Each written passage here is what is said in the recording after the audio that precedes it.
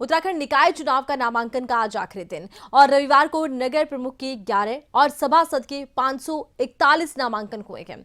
अध्यक्ष नगर पालिका परिषद के कुल 56 नामांकन हुए। सदस्य नगर पालिका परिषद के 540 नामांकन, अध्यक्ष नगर पंचायत की 52, सदस्य नगर पंचायत की 380 नामांकन। अभी तक कुल 1580 नामांकन प्राप्त हुए हैं। नामांकन पत्रों की जांच 31 दिसंबर और 1 जनवरी को होनी है और वापसी नामांकन की जा सकती है 2 जनवरी 2025 तक। चुनाव चिन्ह आवंटन की प्रक्रिया को लेकर जानकारी है कि 3 जनवरी 2025 को होगी। 23 जनवरी 2025 को मतदान होगा। मतगणना की अगर बात करें तो 25 जनवरी 2025 को मतगणना होगी। निकाय चुनाव को लेकर देखिए तमाम पार्टियां इस वक्त फोकस कर रही हैं और ज्यादा जानकारी के लिए रुख करते हैं खबरें अभी तक के उत्तराखंड ब्यूरो चीफ राव शफात का। राव शफात, अब निकाय चुनाव पर तमाम पार्टियां फोकस कर रही हैं, नामांकन को लेकर किस तरह की जानकारियां?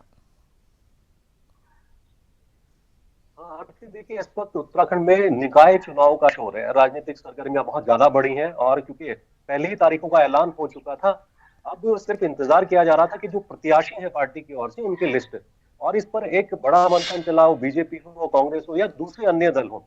देर रात बीजेपी ने अपनी लिस्ट को जारी किया, उसके बाद कांग्रेस ने अपनी लिस्ट को जारी किया और नगर निगम को लेकर के सबसे ज्यादा मंथन चला, क्योंकि उससे पहले जो सभासद हैं, प्रत्याशी हैं, नगर पंचायत है, उनकी लिस्ट तो बीजेपी और कांग्रेस जारी कर चुकी थी। लेकिन नगर निगम, क्योंकि 11 नगर निगम है इन 102 निकाय में, तो इनको लेकर के कशमकश की स्थिति थी कि आखिर बीजेपी के चेहरे कौन से होंगे, कांग्रेस के चेहरे कौन से होंगे।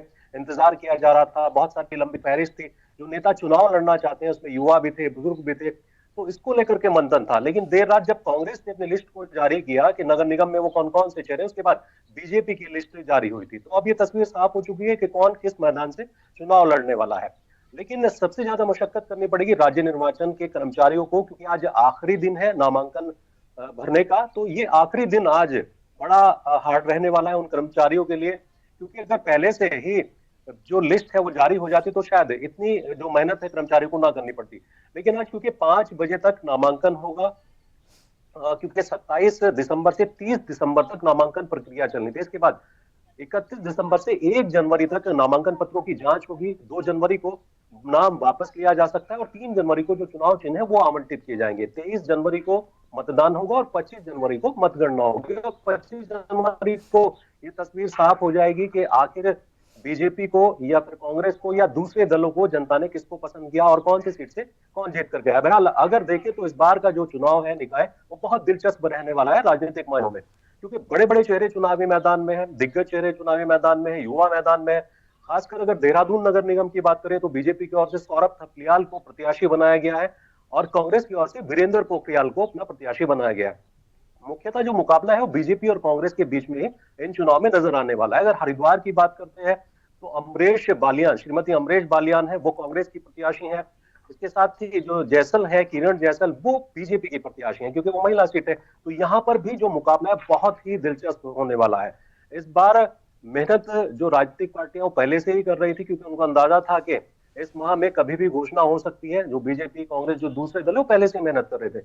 लेकिन अब सवाल इस बात का है कि जो मुद्दे हैं, मुद्दे क्या रहने वाले हैं, क्योंकि कांग्रेस का कहना है कि बहुत सारे ऐसे मुद्दे हैं, विकास नहीं हुआ, स्मार्ट सिटी को लेकर के सवाल उठे, लॉ एंड ऑर्डर की स्थिति, जो कानून व्यवस्था है उसको लेकर के सवाल उठे। विपक्ष के पास ऐसे मुद्दे हैं।